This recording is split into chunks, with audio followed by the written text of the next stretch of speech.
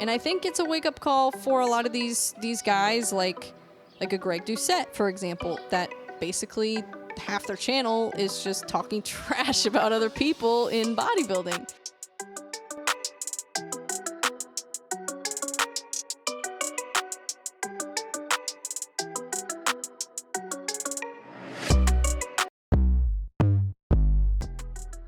Jeff Nippard's probably my favorite fitness channel that I've ever come across, just because of the way he presents information, and he doesn't do, you know, the drama kind of stuff where it's like you're trying to take down other people in fitness. But it's like it turns into drama. And you're trying to get involved in all this high school drama that seems to be going on. Like, let's talk about that for a second. What the heck is going on in bodybuilding? Like, there is so much drama. It's like, what are we in middle school? These guys, they act like little middle school, high school girls talking about all this drama. And we just saw this past, I think it was Friday, Bodybuilding and BS, the channel got taken down. And that's one of the channels that was kind of in the whole like drama thing with like trying to take people down and trying to basically talking trash on people all the time is what he did. So Nick Trigili is the guy that did the Bodybuilding and BS channel. If you don't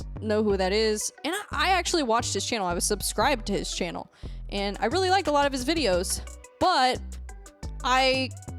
when he got taken down, I was kind of like, I wasn't really surprised necessarily, just because I know how YouTube works and I know that he made a lot of people mad. He talked trash about a lot of people and tried to ruin people's careers. So I get it. But then I kind of wanted to look into it more because I'm like, okay, it can't just be because he was talking trash. Like, you shouldn't be able to take down a channel just because you didn't like what somebody said about you. Like, that's just dumb. But then I kind of looked into it more, and Jon Bravo did a video on this, and if you haven't checked out his channel, he covers a lot of this stuff, but he was talking about it, and I like what he said, and it really made me think, because he was talking about how basically, like, YouTube is a private company. They're all private companies, like Instagram, YouTube, Facebook, all these companies. So it kind of brings up the question of like, what is free speech? Okay, this country was built on free speech.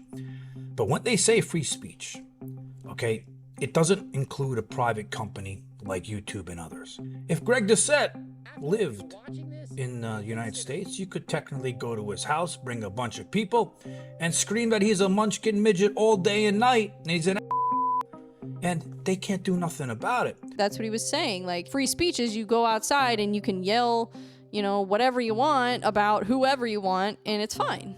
But when it comes to doing it on private platforms like YouTube and Instagram and Twitter and Facebook, you know, you don't necessarily have that, especially if you are monetizing it. I think he brought up an interesting point with that.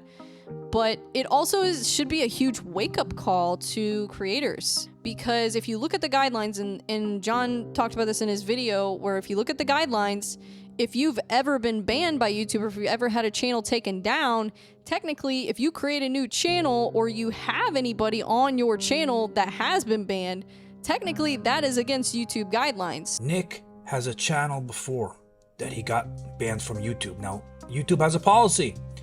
If you're banned from the platform, you can never go and create another channel. Doesn't matter whose name it's under. If they catch that you've been doing it, they can take you down. Sometimes they're more lenient, but a lot of times if it's brought to their attention, they will take your channel down, like in the case of Nick and I think Tony Huge, like I was saying in my last video. It's interesting. It's definitely something I didn't think about, and I think it's a wake-up call for a lot of these guys, like a Greg Doucette, for example, that basically half their channel is just talking trash about other people in bodybuilding. And so perhaps he felt pressure to take SARMs in the past, and he can't come clean at this point and say, hey, I took this at this age and I took this at that age. I don't necessarily like him, but it's entertaining. I'll give him that. The whole thing, though, with all this drama is just, gosh, it's hilarious. But I think it's a wake-up call that a lot of these creators and influencers, whatever you want to call them, they might want to think about the direction that they're going with their channel, because here's why they do it. It gets views. And when you are depending on YouTube for an income, then views are very important. And if you don't get them, then you don't make money. So you have to do what you have to do to get the views. So I understand that, but it gets to the point where it's like, oh my gosh, it's just straight up clickbait half the time. The original ones would have been like Keemstar, like these kind of like drama type channels, like Drama Alert. These like fitness industry guys are really running that up. Like the this guy's nattier now. It's like, oh yeah, but people eat up drama, right? They eat up drama. Sadly, man. Yeah. People eat up drama. You know, it's entertaining. God, I have so much to say, and I'm not gonna say it, dude. That part of it I don't really like. So I think it's a wake-up call. I think a lot of creators should do what they do best and get creative and think of better ways to market your channel than trash talking people. And like, it's one thing to disagree with people, but if all you do is your whole goal is to try to take people down or deplatform people or basically try to ruin somebody's career or expose somebody, if that's your whole goal of your entire channel, then it's like, I don't know, it's kind of sad, really. So I don't necessarily agree with it. I don't really like it, but it is what it is. That's how YouTube is now. That's how the algorithm works. The algorithm likes drama. So what are you gonna do? But I do think that people should try to start getting more creative with their content and think of maybe ways that will bring more value to your audience than just trash talking. Part of it is, you know, you blame the creator, but also you gotta blame YouTube a little bit too, because they're the ones that create the algorithm. So their algorithm is pushing out all this stuff. So it's like, okay, well, if you don't want that, then maybe your algorithm shouldn't be pushing it out. I kind of see both sides of the equation. It sucks though. It really sucks when you see somebody get taken down. That's their income, you know, and not that that's his only source of income, obviously, but it's a good chunk of it. If you've ever created a podcast, created a YouTube channel, you know how much work and energy and effort goes into that. So for that all to be for nothing is just like, yeah, wow, that sucks. It's scary because it's like you really got to be careful. You got to pay attention when you're doing YouTube and you're doing podcasts, especially if you want to eventually monetize it.